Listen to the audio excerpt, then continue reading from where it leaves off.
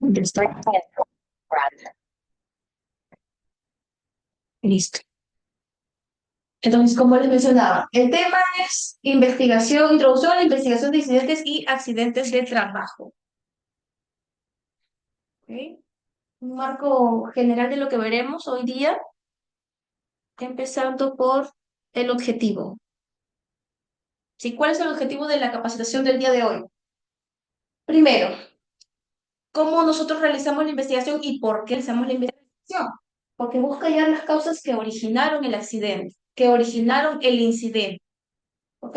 También para aprovechar las experiencias como aporte hacia la mejora continua, una experiencia que las que contamos la última vez, ¿no? Entonces eso nos lleva a pensar a qué podemos hacer para que no vuelva a ocurrir y a la misma vez mejorar el sistema de gestión de seguridad.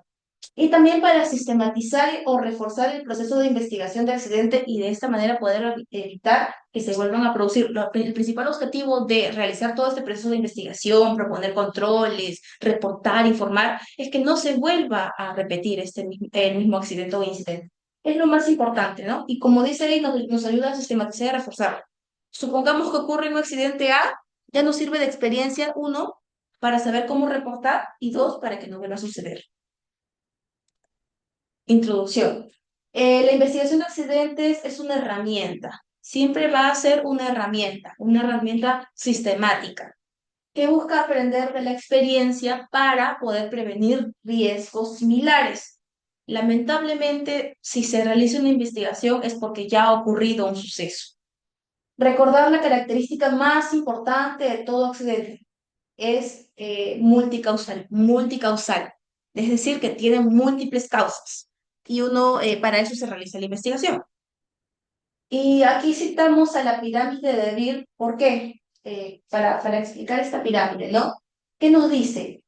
Siempre una pirámide va a tener un orden jerárquico. Entonces, un accidente, por cada accidente grave o incapacitante, vamos a tener o se ha presentado 10 accidentes leves, se han presentado 30 accidentes con daño material y 600 incidentes sin daño. Es decir, que eso ya se de un accidente grave.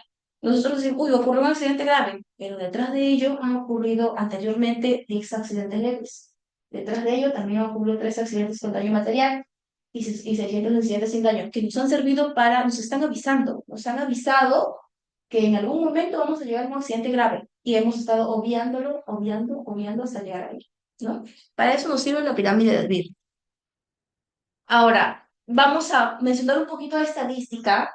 En Perú, por ejemplo, tenemos el porcentaje de trabajo, de accidentes de trabajo notificados por actividad económica entre el año 2011 y el 2021, periodo próximo de 10 años. Entonces, para accidentes mortales vemos que el sector o la actividad económica predomina es el sector minería, ¿no? Con el 21%. Significa que el sector minero es el que más accidentes de trabajo ha notificado. Y obviamente, ¿no? Es un sector bastante riesgoso. Y para los accidentes de trabajo no mortales, tenemos el sector manufactura. No quiere decir que los demás sectores ya sabemos que ese es el que más va a producir accidentes de trabajo no mortales, no. Sino su nombre mismo lo dice, ¿no? Notificados. Hay muchas veces que accidentes o incidentes no se notifican, pero bueno, esos son los que la estadística tiene, ¿no? Esto se ha sacado del Ministerio de Trabajo. Igualmente aquí, notificaciones de accidentes de trabajo según forma del accidente. Es decir, si es una caída personal, un choque, quizás un objeto, y vemos que otras. ¿A qué se refiere con otras, dirán, no? ¿Cuáles otras? Si no han sido golpes, si no han sido caídas, si no han sido choques, ¿qué otras? De repente cortes, de repente investigando un poquito más, decían, pues no perdieron la mano, perdieron un dedo, hubo un accidente, una herida. Eso ha sido otros, daños en los pies, daños en las manos, daños en los brazos. Esa suma de otros, de esa clasificación otros, es la que ha abundado. Pequeñas cosas, ¿eh? Que no son como caídas, pequeñas cosas es el que se ha llevado el mayor porcentaje de notificaciones de accidente. Ahora, ya entrando al tema principal, actuaciones inspectivas en la investigación. Ahora uno dice, ¿no? como actuaciones inspectivas, es decir, inspecciones realizadas por el fiscalizador. El fiscalizador que viene de SUNAFIL, cuando ustedes escuchen fiscalizador, al toque multa, sanción económica. Entonces, ¿cómo uno actuar ante una inspección investigativa o una fiscalización? Primero, lo más importante es el resultado, ¿no? Si el fiscalizador viene y verifica todo, inspecciona todo, realiza su informe y todo, no se detecta incumplimiento de la normativa legal, que es lo más importante aquí, cumplir con la norma legal, en este caso la 29.183, el fiscalizador simplemente va a levantar su informe. Va a decir, ok, señor Isabel, todo está correcto, aquí nadie nunca supo que el señor Sandro se electrocutó en algún momento, nada, todo queda, y se levanta su informe. Pero si por ahí alguien le comenta que en algún momento el señor Sandro tuvo una experiencia como un incidente, se detecta un incumplimiento de la normativa legal, etcétera, o de repente por ahí ves a alguien que estaba, el señor Sandro que no se dio cuenta de repente de apagar la energía, ¿no? De hacer el bloqueo, no sé. Detecta incumplimiento de la normativa legal a toque. Se realiza un acta de infracción y esto lleva a una multa económica, o sea, una multa o una sanción económica. Eh, ya automáticamente eso, pues, tienes que pagar. Ahora, ¿cuánto pagaría? Pues sí, más o menos quieres saber cuánto pagaría. Ahí está. En este caso, tenemos una clasificación de microempresa, pequeña empresa, no MIPES, ¿no? Etcétera. Haciendo un ejemplo, hay un trabajador que ha sido accidentado. Pongámosle uno, claro. Ese es el número de trabajadores, para explicar la tabla, ¿no? El número de trabajadores afectados. Número de trabajadores afectados, aquí está. Microempresa. Gravedad de la infracción, leve, grave, muy grave. Supongamos que ha sido un trabajador y ha sido una infracción grave. ¿Cuánto pagaría la empresa en sí? 0,11 UITs. Es decir, 5.150 que a la actualidad vale, ¿no? Una UIT por 0,11. Prácticamente el 11%, ¿no? Entonces, supongamos que son 5 trabajadores. 0,20. Supongamos que es una pequeña empresa y ha sido de 1 a 5 trabajadores afectados. 0,45. ¿De acuerdo? Este monto va a variar de dos factores: el número de trabajadores afectados y la gravedad de la infracción. Y esto va a depender de qué categoría sea la empresa, ¿no? ¿Se dan alguna idea? Sí. Bueno, básicamente es eso, ¿no? Imagínense las grandes empresas y son afectados, pues, 20 trabajadores, salen como 23 UITs, 13 UITs, imagínense. Es eso o prevenir, ¿no? Ahora, el marco legal.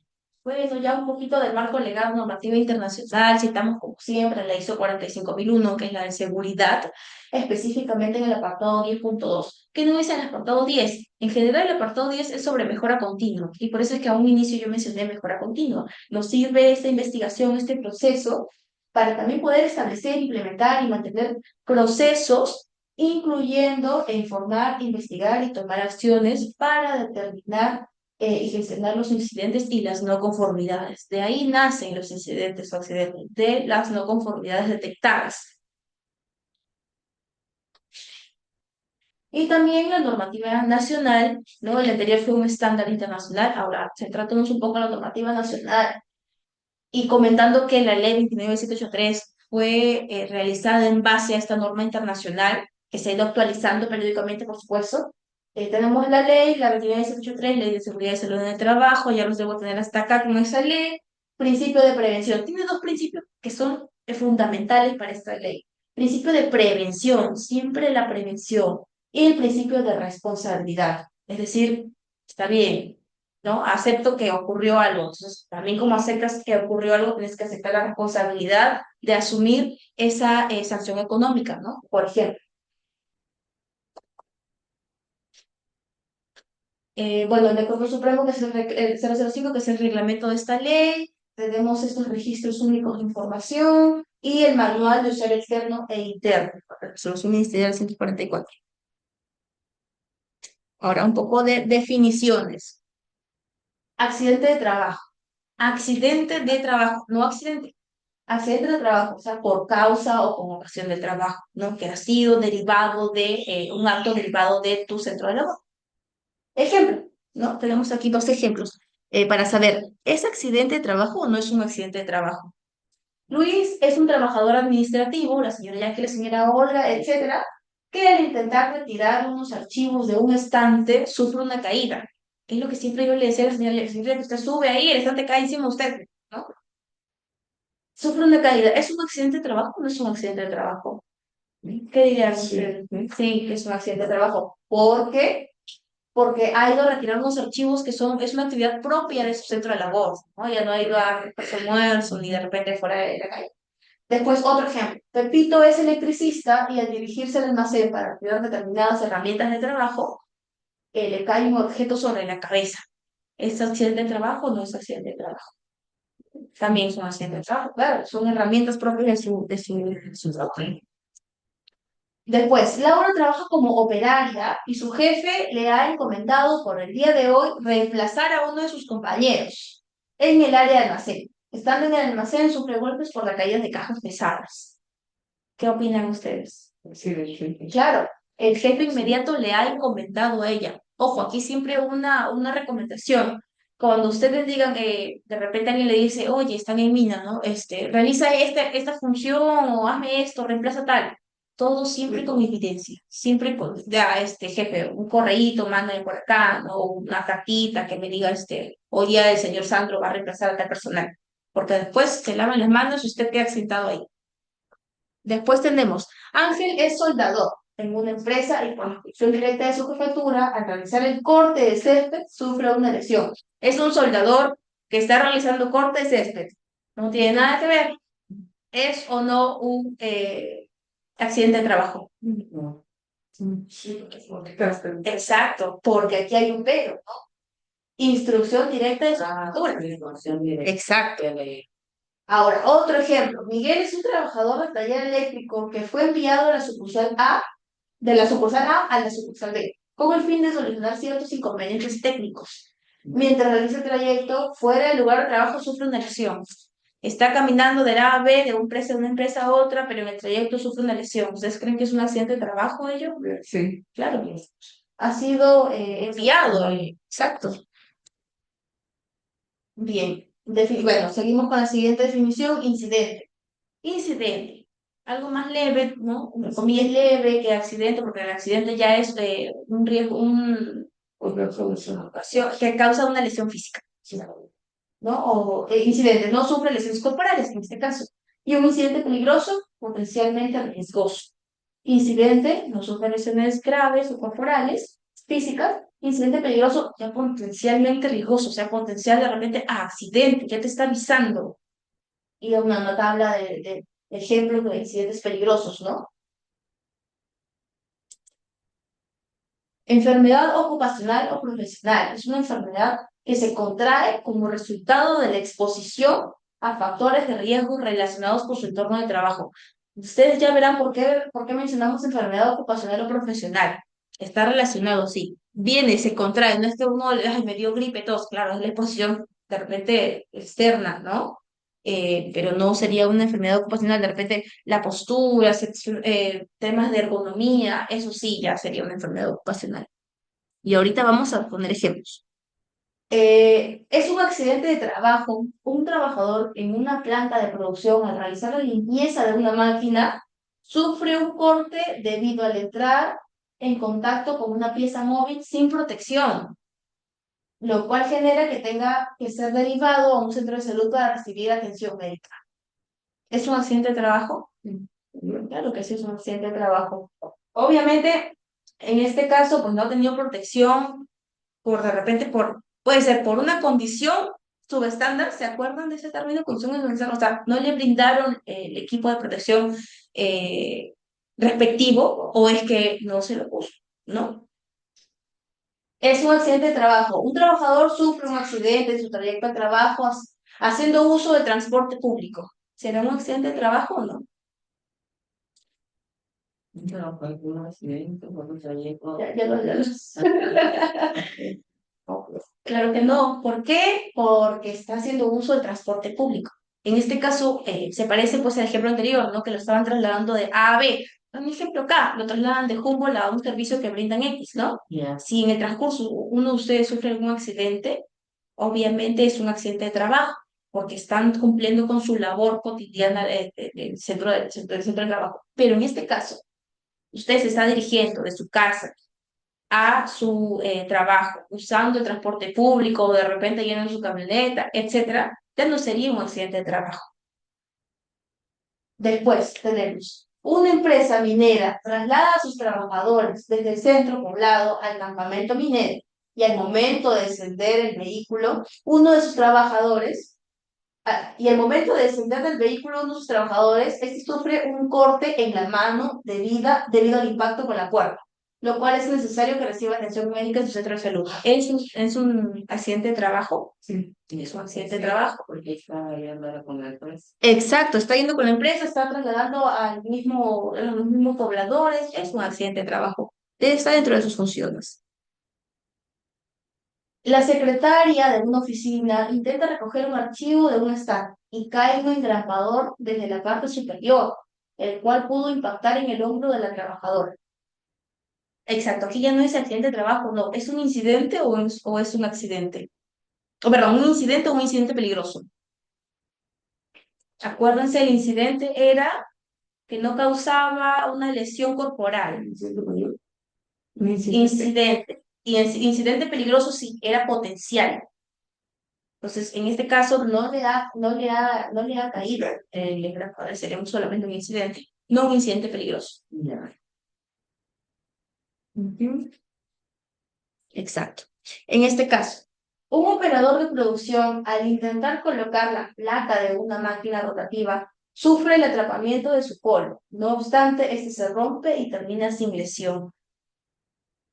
Potencial, no incidente. Es un incidente peligroso. Porque ya un poco más y lo jalaba con todo. Eso sí ya estuvo potencial a hacer pero un accidente grave y de todo.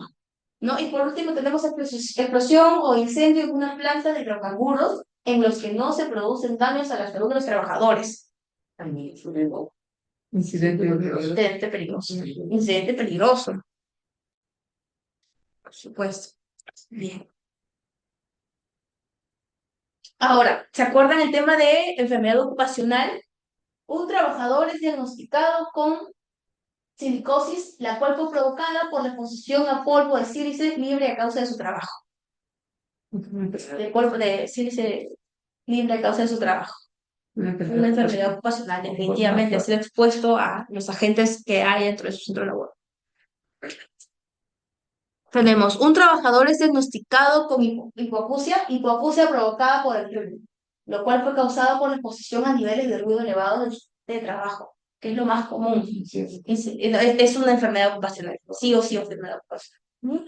Una trabajadora es diagnosticada con tenosinovitis de Kerber, lo cual fue provocado, esta enfermedad, lo cual fue provocado por la exposición de movimientos reproductivos de la muñeca, ajá, al usar una herramienta de masa capiochas, esas herramientas que sacan, ¿no? Las grapas, pues tanto, mire, ha ocurrido esta enfermedad en el desarrollo de su trabajo. Bien, es una enfermedad ocupacional. Ahora, las responsabilidades. El equipo responsable de tanto realizar este proceso investigativo como proponer los controles, de que ejecutar todo lo que las acciones a proponer, va a ser siempre el empleador que va a tener la responsabilidad en este caso de todo el sistema de gestión, de mantener, actualizarlo, ejecutarlo, aplicarlo, ¿no? Va a entregar una copia del RIS, el Reglamento Interno de Seguridad y Salud en el Trabajo, que es aplicable solamente para empresas mayores a 20 trabajadores.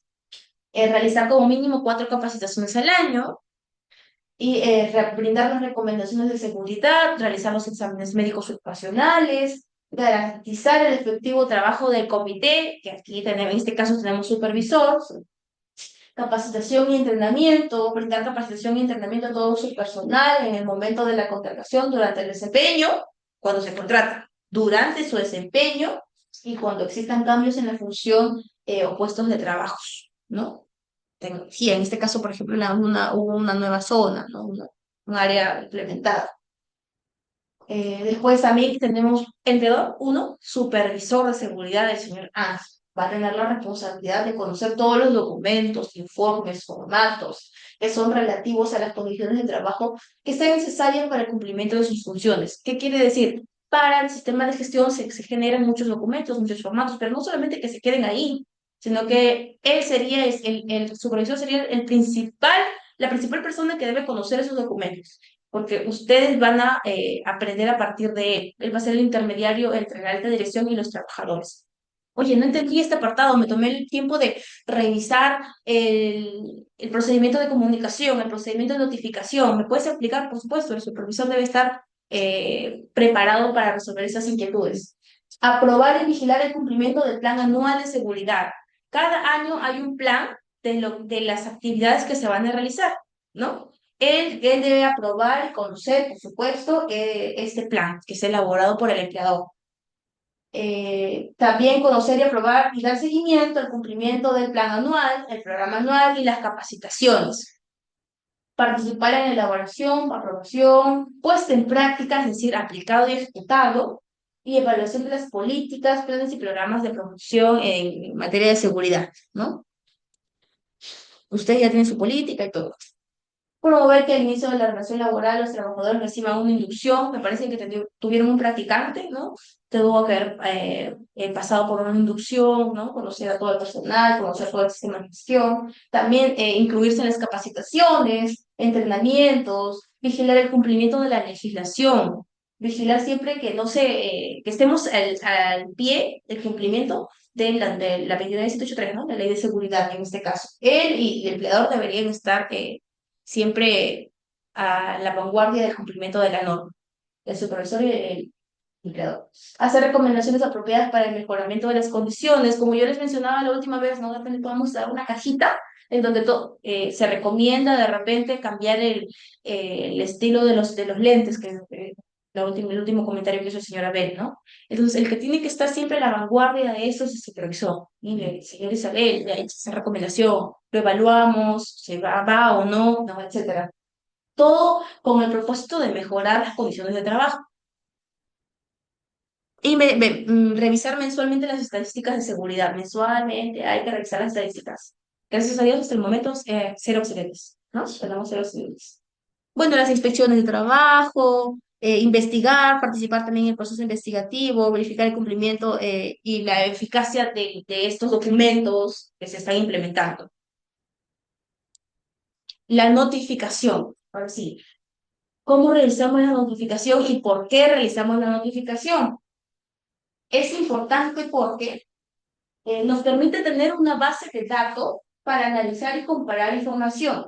Notificación no solamente en Humboldt, notificación en muchos lugares, notificación en todas las empresas, en todas las actividades económicas.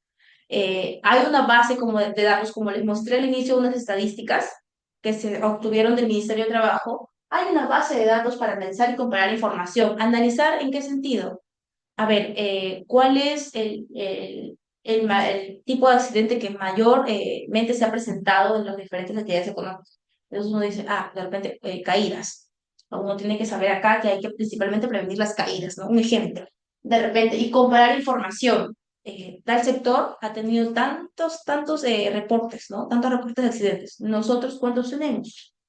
En una comparación positiva, obviamente lo que nos va a llevar a detectar nuevos peligros y riesgos. Cuando nosotros tenemos una base de datos, estadísticas, números, vamos a poder no solamente analizar y comparar, sino también detectar nuevos peligros y riesgos, porque ya vamos a tener clasificados y cuál es la clasificación que prima, ¿no? Y la que más tenemos que darle, a la que tenemos que darle enfoque, ¿no? Hay que enfocarnos más en tal reporte, no sé, suponiendo caídas, hay que enfocarnos en gestionar caídas, etcétera. Y luego tomar decisiones en base al análisis y dar prioridades. Eso es lo que les estoy diciendo, ¿no? Dar prioridades de repente a lo que prima en esta base de datos. Ahora, tipos de notificación. Tenemos la notificación física y electrónica. ¿Cuándo se va a realizar una notificación física? Es excepcional, solamente para aquellas zonas en las que no se cuente con cobertura de Internet. Por ejemplo, ¿no? Uno va y se acerca a la dirección o la gerencia regional de trabajo y promoción del empleo del lugar en donde se encuentra y solicita, ¿no? Se ha ocurrido tal cosa, y pueden llenar su formulario. Y por supuesto, si es que están, y es lo ideal realizar la notificación electrónica, ¿no? Agarran su computadora, entran al sistema, una zona geográfica con acceso a Internet, obviamente, siguen el sistema de notificación de accidentes de trabajo, incidentes, peligrosos y enfermedades ocupacionales, el SAT, el famoso SAT. Antes usábamos papelitos, que ibas a la oficina, llenabas, ahora todo es electrónico, todo está en la plataforma. Además de que iba otra persona y decía, se ha accidentado Juanito, iba el médico ocupacional. Y después a las 4 llegaba, se ha accidentado Juanito. Tenían dos notificaciones de la misma persona. La plataforma nos ayudaba a prácticamente ya no tener esta duplicidad, ¿no?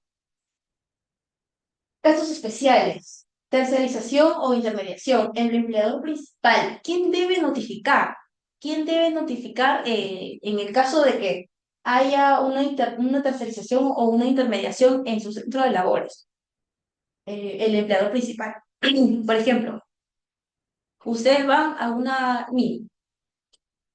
ocurre un accidente de trabajo y el que debe en realidad responder aquí es su empleador principal.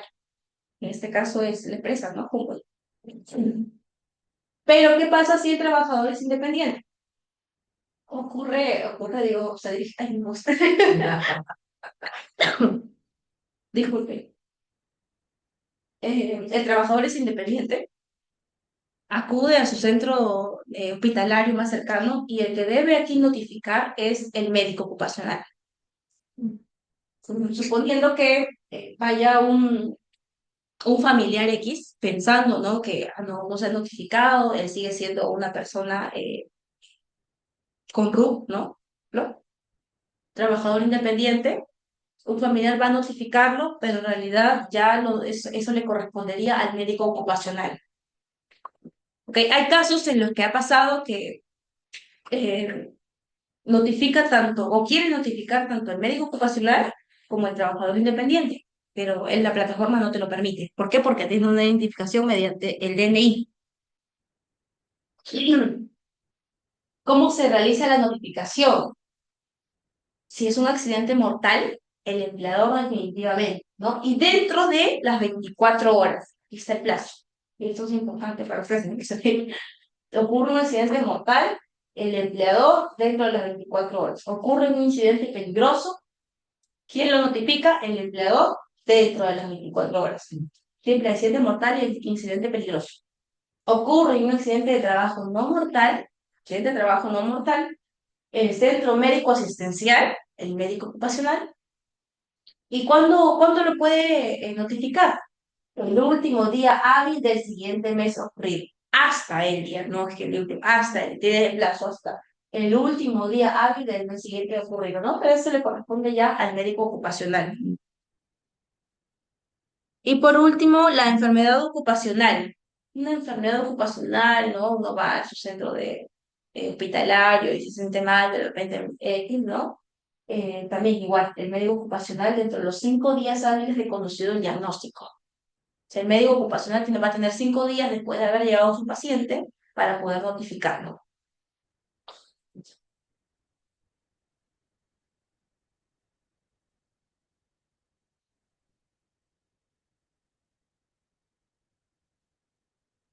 Siempre haciendo la diferencia, ¿no? Accidente mortal, incidente peligroso, empleador, dentro de 24 horas. Accidente de trabajo no mortal. Se dan cuenta que los plazos también varían o van acorde al tipo, ¿no? Al nivel de accidente que ha ocurrido. En este caso, si es mortal, un incidente peligroso, que obviamente es más grave que un incidente o una enfermedad, un accidente de trabajo o una enfermedad ocupacional, eso le da mucho menos tiempo. En cambio aquí ya pues te dan hasta el siguiente mes, incluso, y acá los 5 primeros días. Sí, ya lo tienes en el celular. ¿Paso? Paso, sí. Ya. Ok, ahora sí, ingreso a la plataforma. ¿Qué hacemos cuando ocurrió un accidente mortal, un accidente peligroso, un accidente grave, y que el empleador obviamente debe notificar porque es un accidente grave, no hizo sus trabajadores? Les mencioné la plataforma SAT. Ingresamos a la plataforma SAT, aquí está el link, que está en el Ministerio de, perdón, de SUNAFIL. Ingresamos a la plataforma. Dentro de cuando ingresamos a la plataforma nos va a pedir siempre el RUC. No existe otra manera de ingresar sin que no sea el RUC y su clave sol. Aquí lo dice, dentro del enlace de servicio del nuevo SAP es necesario ingresar con la clave sol. La clave sol es la única manera para acceder a esta plataforma. Se ingresa, ¿no? Y les va a aparecer este aviso. Si usted desea notificar un accidente mortal o un incidente peligroso, seleccione el icono empleador. Si usted desea notificar un trabajo no mortal o una enfermedad ocupacional, centro médico asistencial. Por eso el anterior diapo, ¿no? Se explicó empleador, empleador, médico ocupacional, médico ocupacional. Accidente mortal, incidente peligroso, accidente de trabajo no mortal, enfermedad ocupacional. Si está en la tablita, ¿no? Los dos, el empleador, 24 horas, acá abajo, accidente de trabajo o, perdón, accidente de trabajo no mortal, o enfermedad ocupacional, médico ocupacional y dentro de los 5 días o el siguiente mes. Entonces, obviamente está ingresando aquí el empleador en este ejemplo, empleador, ¿no?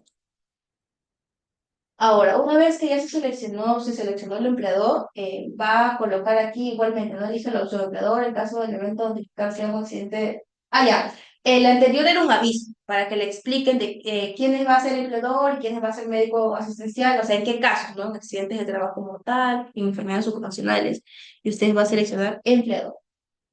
Luego tenemos la opción, notificar un accidente de trabajo mortal o un incidente peligroso. En este caso, suponiendo es un accidente de trabajo mortal, seleccionamos esa opción. Después nos aparece este aviso que nos dice, verifique si la notificación del accidente de trabajo mortal ya fue registrada para evitar una duplicidad. Pues antes de notificar el accidente de trabajo mortal, lea el aviso. Si este accidente ya fue registrado, no se podrá realizar una misma notificación. ¿Y cómo lo vamos a verificar? Aquí, mediante el número, el documento de identidad del trabajador. Entonces, en el formulario de búsqueda se muestra la siguiente información. El nombre del sistema, la razón social, el número de RUC del usuario.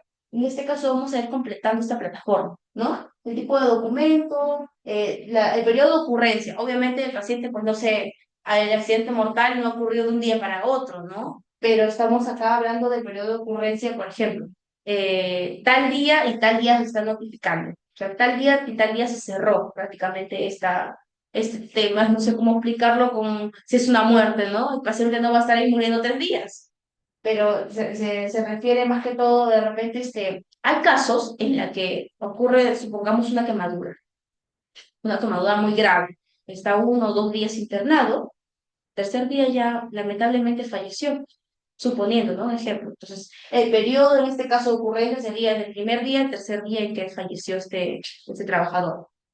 Ok, consultamos y en la consulta aparece que trabajador registrado, persona registrada, ya obviamente lo omitimos, pero ¿y si no continuamos? ¿No? En realizar la búsqueda del accidente de trabajo mortal se tienen los siguientes filtros. El tipo de documento de identificación, el número de documento, al tipo, el número del DNI, el rango de la fecha en que ocurrió el accidente de trabajo mortal.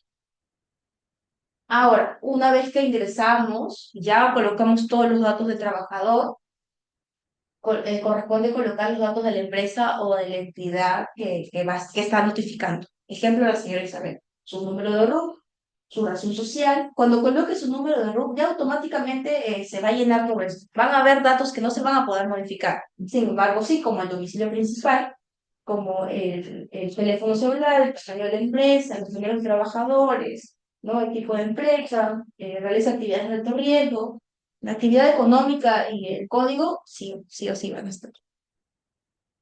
Después tenemos el segundo apartado, los datos del accidente, la fecha de ocurrencia, la hora aproximada de ocurrencia, la cantidad de trabajadores accidentados, 1, 2, 4, los que sean, tipo de accidente, esos dos son desplegables, ¿no? Tipo de accidente va a tener que elegir entre una opción. Y del tipo de accidente va a salir un subgrupo de tipo de accidente. Hay tipos de accidentes, sí, que no tienen subgrupos, están así tal cual. Descripción del accidente, sí o sí va a tener que tener una descripción.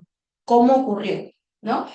El agente causante, en este caso son máquinas, por ejemplo, un subgrupo, agente causante, máquinas para el trabajo del metal, y otro subgrupo 2 del agente causante, prensas mecánicas.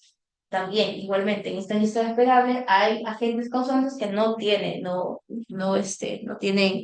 subgrupos.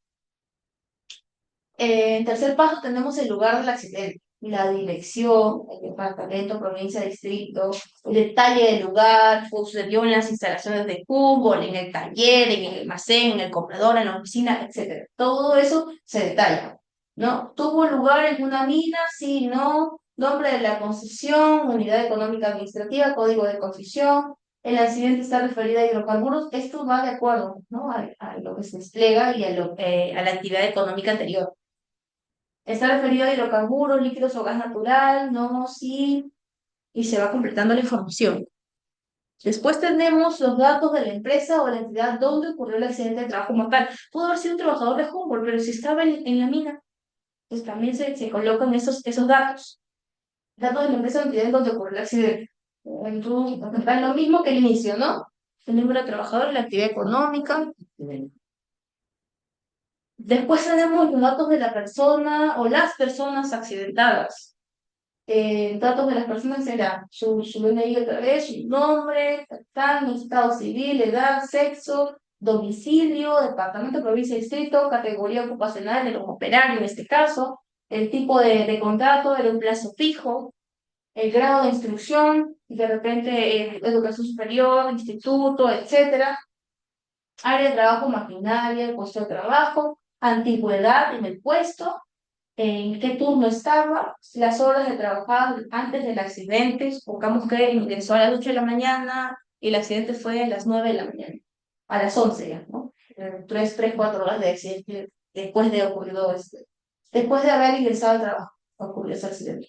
Y su teléfono celular.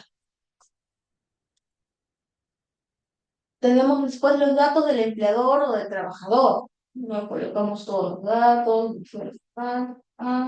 el tamaño de la empresa, el número de trabajadores, lo mismo que al inicio, ¿no? Lo mismo que al inicio. En este caso, del empleador o del trabajador. Aseguramiento de atención médica. En este caso, el trabajador contaba con seguro de salud o la empresa, el nombre de la empresa prestadora de servicio, tiene seguro complementario, tiene SSTR, ¿no? No tiene, si tiene. Y después, solo se podrá continuar si se han completado el número de personas accidentadas que se declararon en el paso 1. En el paso 1 decían, ¿no? ¿Cuántas personas se acuerdan? 1, 2, 4, 8. Y tiene el fin coincidir. Culminación del registro. Ya para finalizar, le va a aparecer este apartado que dice, ha concluido el registro de su notificación. Puede elegir entre las siguientes opciones.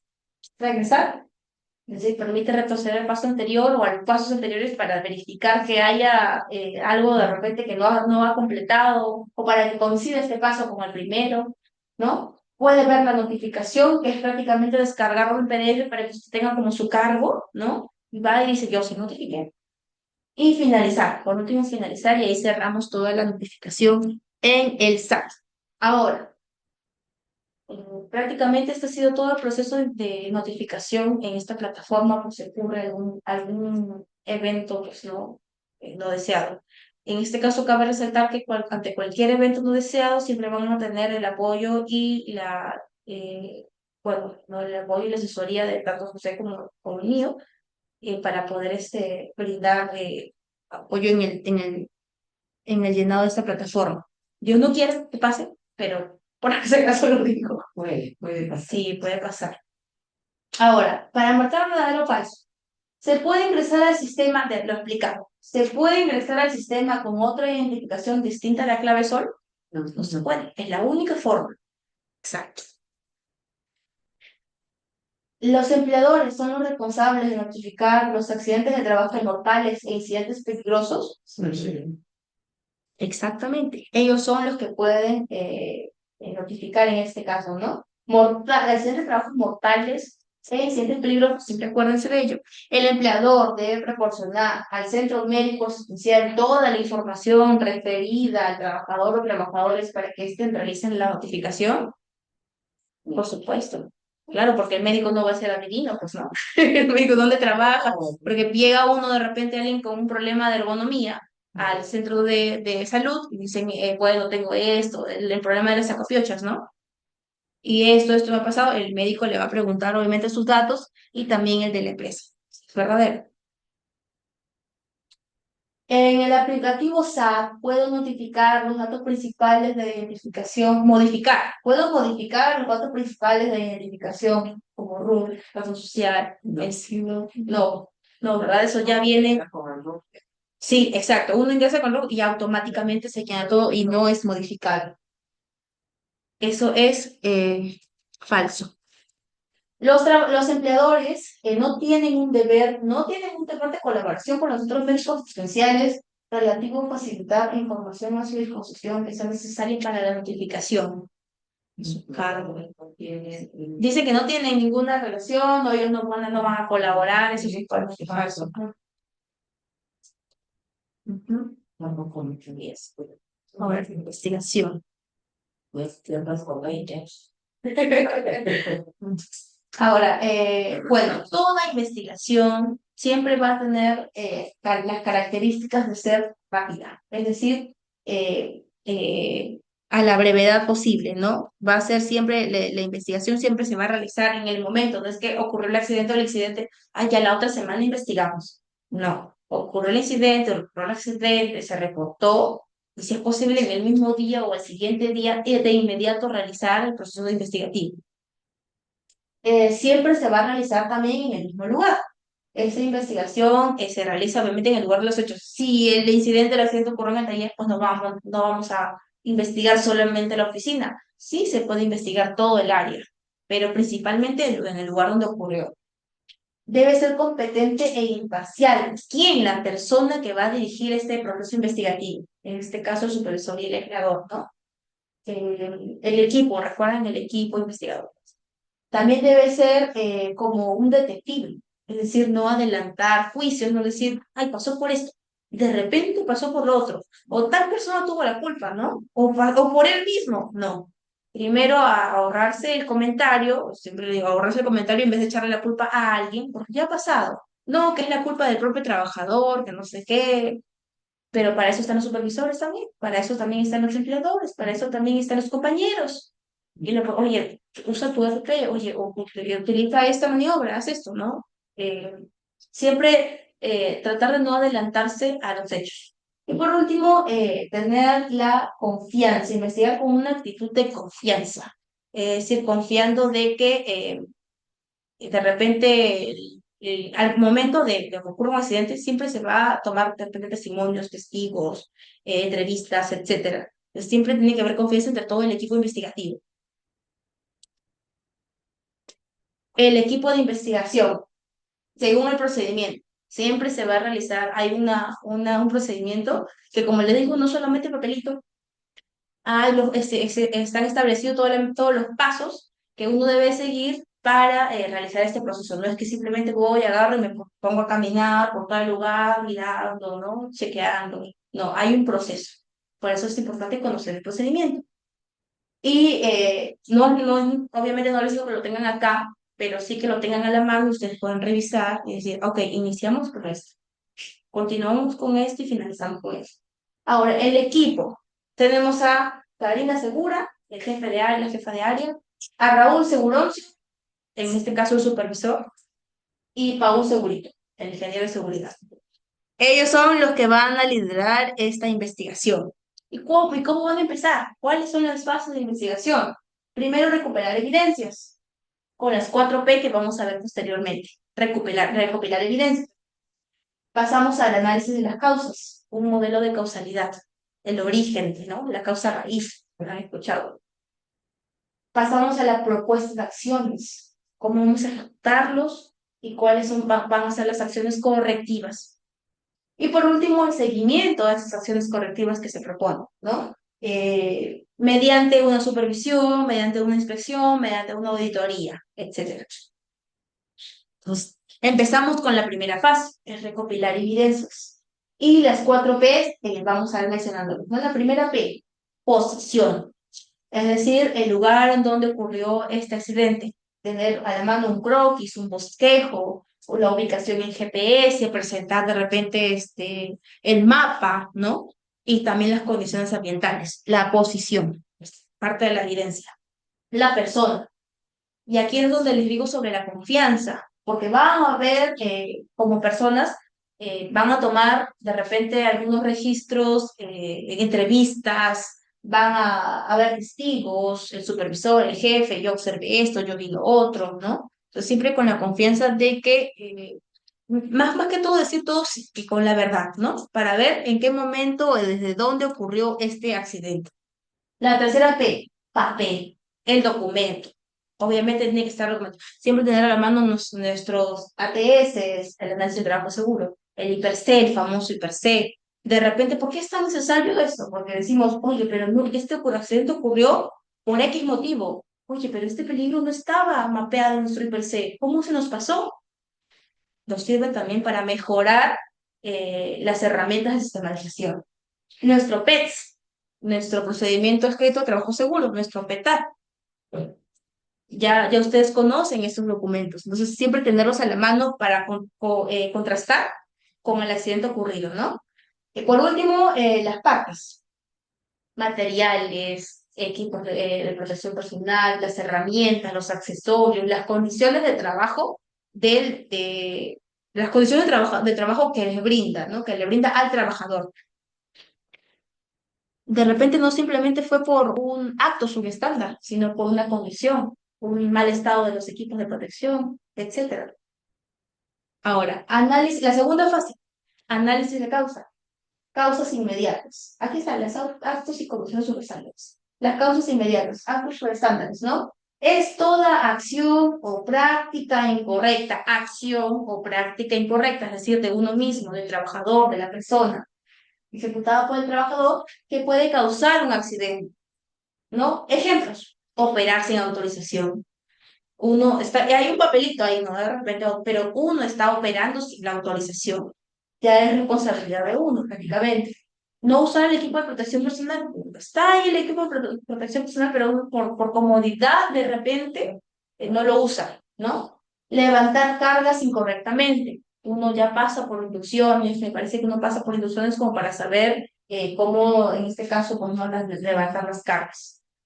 Después tenemos las condiciones subestándares. Es toda condición en el entorno de trabajo que puede causar un accidente. En el entorno. La diferencia, condición en el entorno de trabajo, acción o prácticas, ¿no? Uno, en este depende de uno mismo y en este caso dependemos de algo más, ¿no? Falta de orden y limpieza en mi entorno de trabajo. Ruido excesivo. En este caso, por ejemplo, estoy escuchando cierto ruido. Es señalización insuficiente y este ruido no depende de mí, no está dentro de mis manos, ¿no? Dentro de mis facultades. Señalización insuficiente, no saber dónde está la salida, no saber dónde está ubicado el botiquín, no saber dónde está ubicado el extintor, etcétera. O dónde está la zona segura, ¿no? Y tenemos también las causas básicas, factores personales y factores de trabajo. Factores personales, una falta de conocimiento, falta de capacitación, estrés físico, falta de habilidad, o de repente no tiene las competencias necesarias para realizar dicha actividad, para conocer, no sé, X tema, realizar tal función de trabajo, etcétera, ¿no? Factores personales. Factores de trabajo, falta de liderazgo y supervisión. Esto más que todo va pues por de repente su jefe inmediato, su coordinador inmediato, después tenemos mantenimiento deficiente, adquisiciones inapropiadas, ya prácticamente el material, ¿no? Que les brinda su centro de labores. Y las competencias de sus jefes en realidad. Y las fallas de control, como la evaluación de riesgo, fallas de control generales. Evaluación de riesgos, planificación.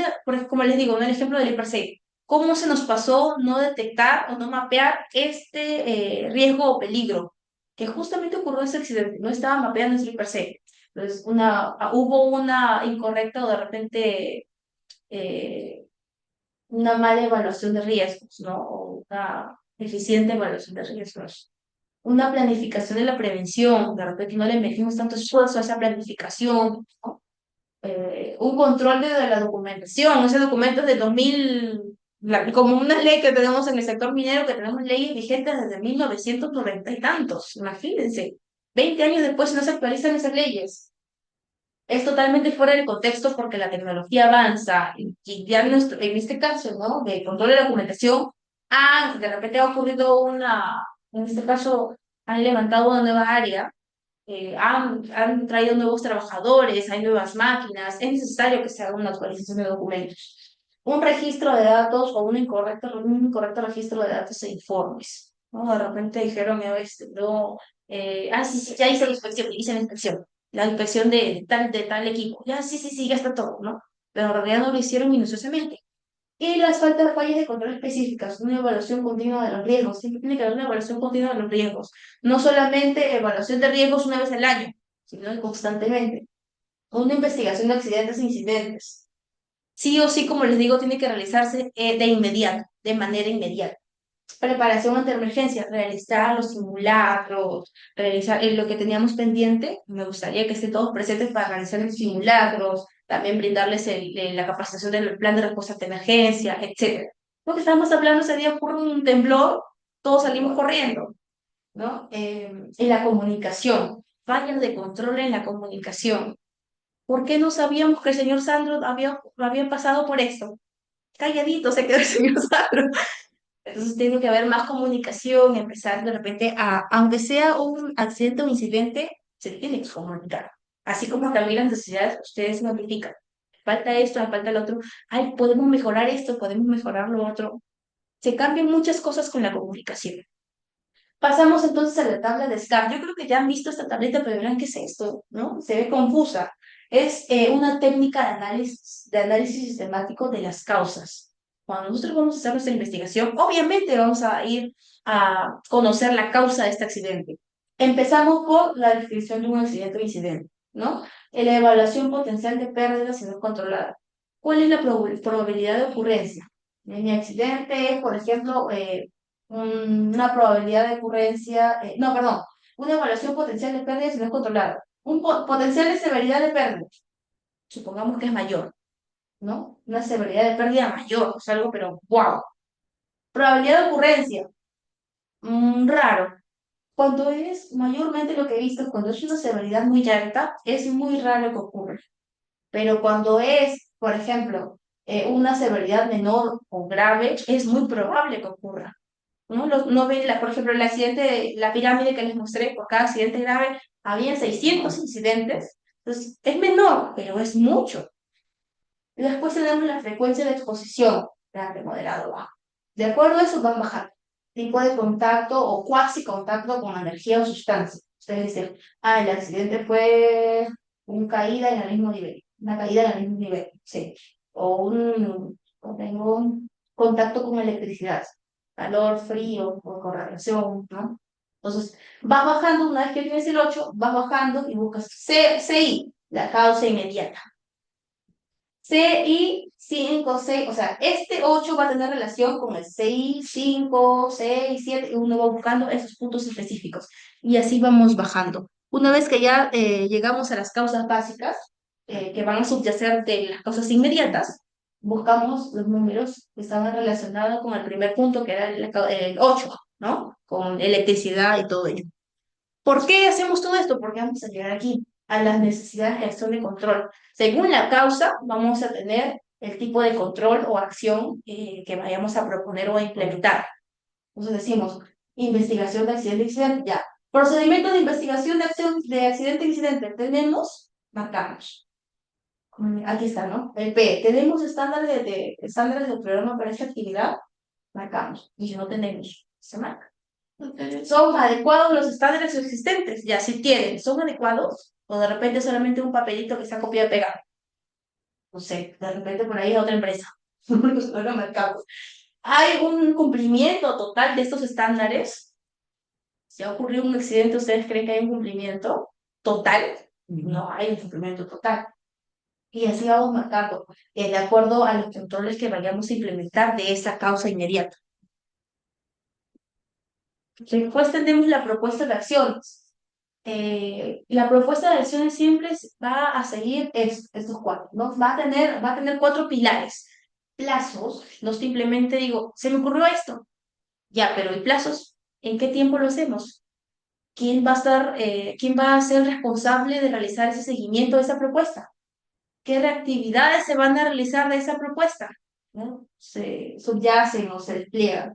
Y una clasificación de controles, porque simple la propuesta que se me ocurrió a mí, ya con esa pues solucionamos el problema. No, con los controles vamos a saber si es que es adecuado o no.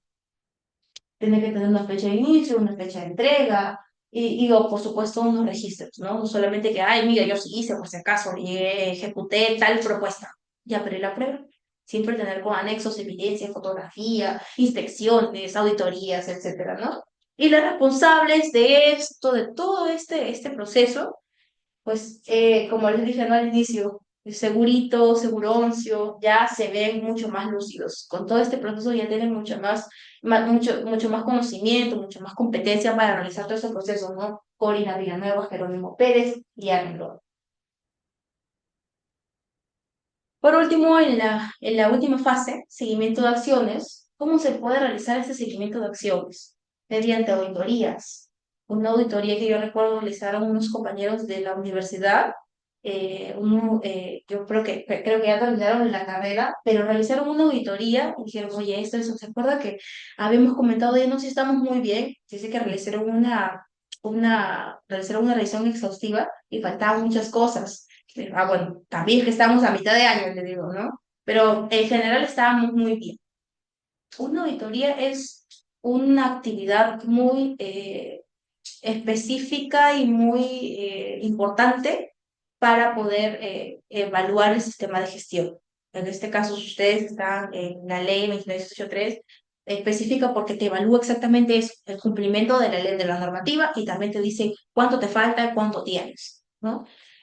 Una supervisión, una verificación, bueno, la supervisión siempre se va a llevar a cabo en ese lugar, tanto en el lugar a donde vayan, el supervisor siempre está constantemente supervisándolos, ¿no? Eso más que todo dentro de sus actividades. Prevención, inspección. Y la inspección, acuérdense también que la supervisión podían realizarlos, en uno de los temas que yo estaba explicando, la supervisión se podía realizar por otras autoridades competentes y que no necesariamente eran multables, ¿sí? Y la inspección, si es una autoridad, por ejemplo, es una FIF, perdón, en la supervisión podría realizarlo la Policía Nacional, la municipalidad, etcétera, y no es multable.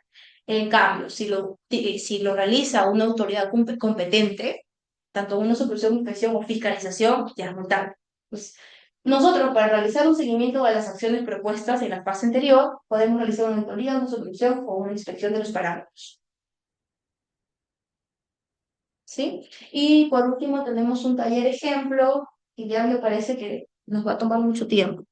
Entonces, terminamos con un videíto para que puedan realizar, bueno, no realizar, sino tomar conciencia de la importancia de prácticamente de esta capacitación, ¿no? Porque es que enfermedades ocupacionales, que esto, que lo otro, porque como les mostré en la pirámide, si nosotros no trabajamos desde la base, vamos a llegar al pico y creo que nadie quiere llegar al pico, ¿no? Ni uno mismo ni que sus compañeros sufran de ello.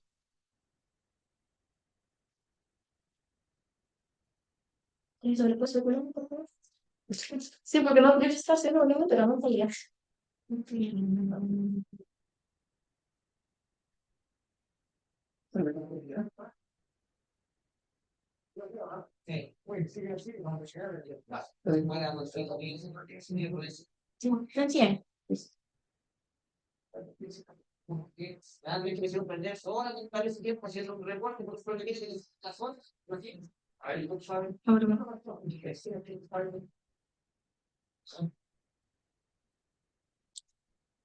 ay, yo no son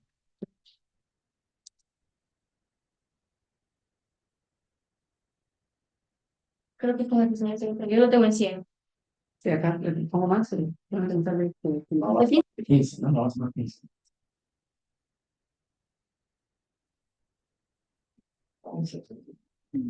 A ver.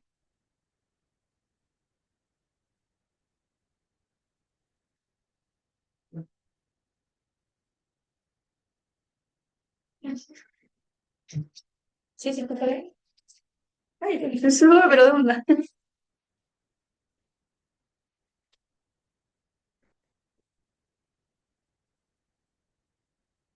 Hola, buenas, Sebastián, ¿cómo vamos? Hola, don Miguel, ¿cómo está? Bien. Nosotros aquí, ¿cómo va? Sí, lo veo, ¿no? Sí, Oye, siguen así, vamos a terminar en los plazos. si fuera por mí, me hubiesen interrumpido con ese maldito reporte y yo estaría en mi casa prendiendo la carrera y tirando la cancha por Miguel. A ver, ¿por qué dice eso, Sebastián? ¿Cómo que por qué? Realmente me hicieron perder 2 horas de mi valioso tiempo haciendo un reporte sobre un problemita que tenía una plataforma, imagínense. A ver, compadre, ¿qué hubiera pasado si usted hubiera sido que estaba en esa plataforma de cosas? Muy bien, ¿sabe por qué? Porque yo cuando veo un problema, ¿sabe cómo lo enfrento? Paso por el lado, le hago el quite, me hago el leso, que otro experto lo solucione a otro compañero, pero yo sigo con mi misión porque yo no puedo tener la faena por un problemita, por Miguel. ¿Sabes? Lo único que se saca con pasarle por el lado, como dices tú, hacer el quite a una situación defectuosa, ¿Qué cosa? pasa que esa misma situación le puede pasar a un compañero tuyo o mío que no detecte el problema y que sufre un accidente. Pero don Miguel, usted que es pesimista, siempre se pone fatal para sus cosas. No, pues Sebastián, no es de pesimista ni de fatalista, mira. Yo mismo la otra vez estaba haciendo una instalación eléctrica y no nos dimos cuenta que los cables estaban defectuosos. Los dejamos tirados en el suelo, hicieron contacto con los cerros que estaban tirados. ¿Y qué me está diciendo que se electrocutaron porque dejaron los terminales eléctricos al lado de los cerros? Pero ¿cómo pensaría que un hombre con experiencia como usted, con años de oficio, no comete una labor infantil? Mira, hace funcionarios siguen cometiendo los mismos errores. ¿Y sabes por qué lo hicimos? Por hacer el quite a las situaciones de riesgo, por no hacer el reporte. Don Miguel, por favor, no le hagan quita lo fundamental de la historia contra la vigilancia. ¿Qué pasó? ¿Qué? ¿Hubo un electrocutado? ¿Una ropa? No, no pasó eso. ¿Sabes por qué? Porque un compañero realizó el reporte y se lo entregó al supervisor y el supervisor le informó al jefe y el jefe sabe lo que hizo por todo el suministro eléctrico. Así no pasó nada, ¿no? Con razón, el don Luis siempre anda con ese dicho que más vale error reportado que accidente lamentado. Esa no fue la rima. Oye, más encima del reporte, solamente tú pones lo que detectaste como un riesgoso, le pones la fecha, le cortas el folio que le fue debajo, te la guardas y le entregas el reporte de abajo. ¿Viste? Ya, Sebastián, yo sigo con mi trabajo, voy a revisar una información. A ver, don Miguel. Oiga, ¿ya su mesilla? Por supuesto, amigo mío, aquí está. Siempre hablando conmigo. ¿Sabes por qué? Hombre, recabello, vale por todo. Nos vemos, don Miguel. Dijo algo muy interesante, ¿no?